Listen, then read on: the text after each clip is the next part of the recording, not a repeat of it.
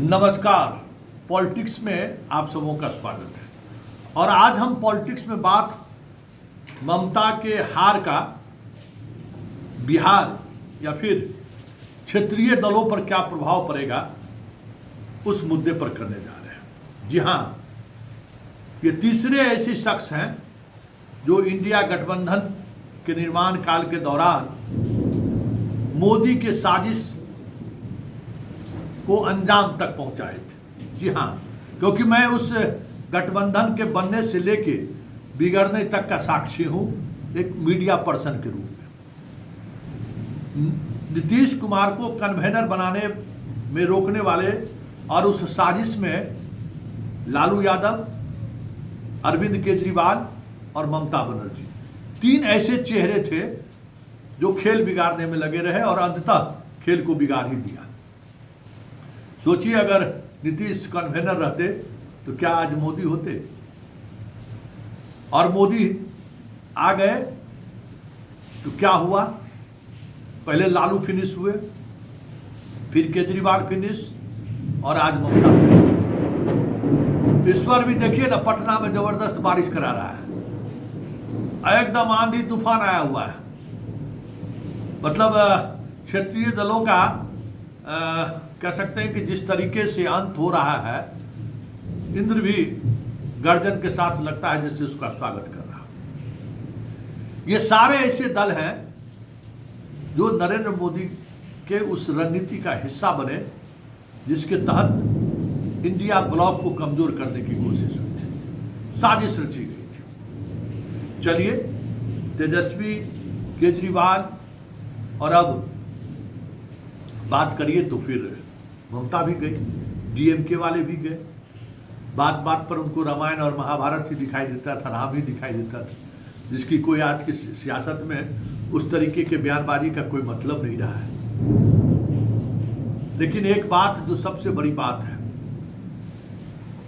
अब सीधी लड़ाई कांग्रेस और बीजेपी के बीच होगी 2029 में। और तमाम वो साजिशकर्ता को जनता ने सबक सिखा दिया जो 2024 के लोकसभा चुनाव में मोदी के साथ खड़े थे अप्रत्यक्ष तौर पर। थोड़ा बात करवा है लेकिन ये सच है। लेकिन इस रिजल्ट का परिणाम सबसे पहले अगर कहीं दिखेगा तो वो बिहार में दिखेगा। इसलिए गांधी मैदान में इस बार जो शपथ ग्रहण समारोह, बीजेपी के मंत्री और जदयू के मंत्री जो शपथ लेंगे, उस पूरे शपथ ग्रहण समारोह में पूरा मैदान भगवा रंग में पटा रहे तो कोई बड़ी बात नहीं होगी, क्योंकि जीत बंगाल में हुई है, जश्न बिहार में भी बनेगा।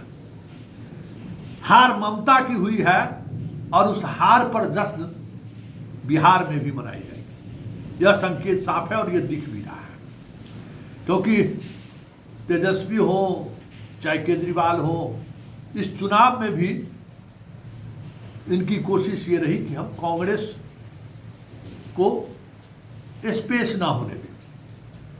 ममता के तो प्रचार में केजरीवाल और तेजस्वी तो एकदम फारा भीड़ के उतर गए थे। हम गांव गांव में सभा कर रहे थे, जैसे लग रहा था कि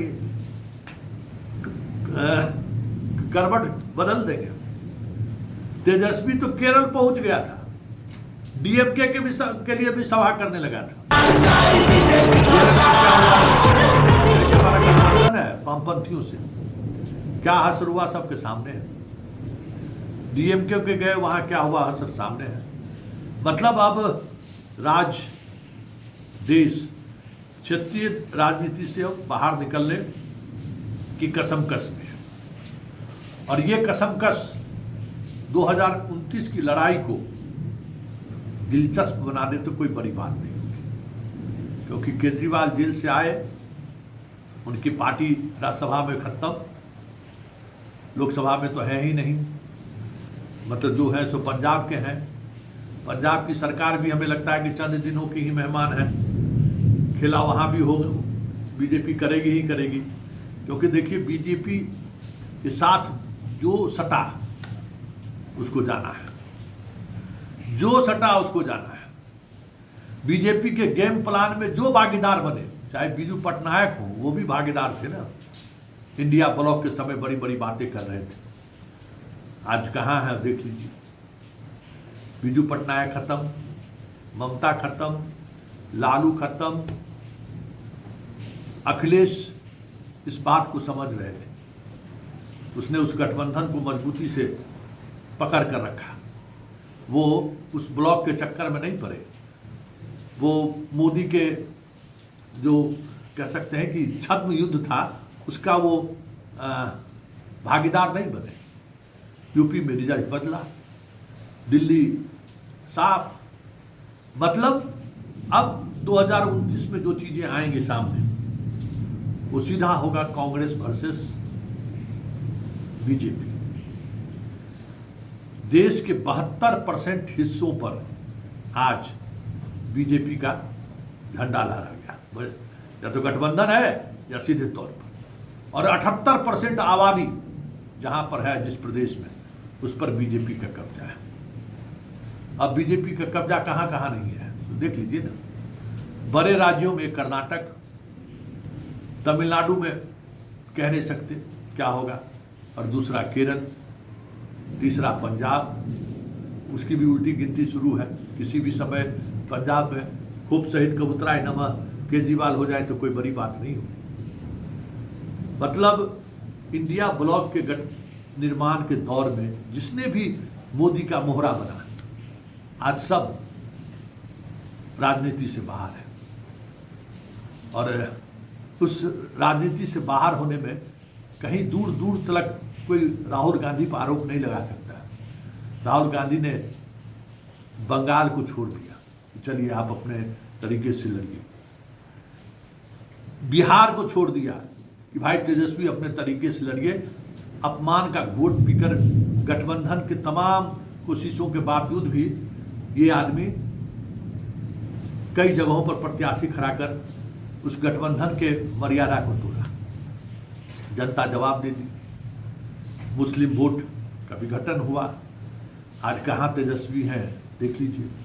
आज चेहरे दिखाने लायक भी नहीं है कि बाहर निकल के कुछ अपनी प्रतिक्रिया भी दे सके। मतलब बंगाल की राजनीति का बिहार पर ये इम्पैक्ट होगा कि नीतीश का वो जोर नहीं चलेगा। क्राइम, करप्शन और कम्युनलिज्म को लेकर जो बातें 2 दिन पहले प्रेस कॉन्फ्रेंस के माध्यम से विजय चौधरी ने कहा है, अब कम्युनलिज्म पर भाजपा को रोकना मुश्किल होगा बिहार में। वो अपना एजेंडा चलाएगा ही चलाएगा। साथ ही जो सीमावर्ती जिले हैं जहां मुसलमानों की सबसे बड़ी आबादी है बिहार में, उसका पूरा कह सकते हैं कि भौगोलिक स्थिति बदल जाए तो कोई बड़ी बात नहीं होगी। बंगाल और बिहार के इस हिस्सों को मिलाकर एक नया प्रदेश बन जाए या केंद्र शासित प्रदेश बन जाए तो ये भी कोई बड़ी बात नहीं है। तो ये सारी चीज़ें तब होंगी, इसके लिए तो तैयार रहिए। बंगाल की जीत संकेत है कि अब बिहार में बीजेपी एक अलग अंदाज में सरकार चलाएगी और गठबंधन के साथियों के साथ बहुत समन्वय बना के चले। ये अब होता हुआ दिख नहीं रहा है। इसलिए सम्राट का ट्वीट संदेश है, श्यामा प्रसाद मुखर्जी जहाँ के वही है बंगाल। मतलब आने वाले समय में बिहार की पॉलिटिक्स भी बदलेगी। यूपी की पॉलिटिक्स तो देख ही रहे हैं, लेकिन यह जीत संकेत है कि जिस नैरेटिव को लेकर रथ यात्रा पर आडवाणी जी निकले थे 90-91 में, भले 25 वर्ष लगा, लेकिन 25 वर्ष के अंदर ही देश के तमाम हिस्सों में उस राम के रथ के सहारे बीजेपी ने वो हिंदुत्व का जोश भरा जहां आज बंगाल भी कह सकते हैं, जिसको भद्र मानुष कहते हैं, बंगाल मानुष कहते हैं, वो किला भी ध्वस्त हो गया। चलिए पॉलिटिक्स में फिलहाल इतना ही, इजाजत दीजिए, नमस्कार।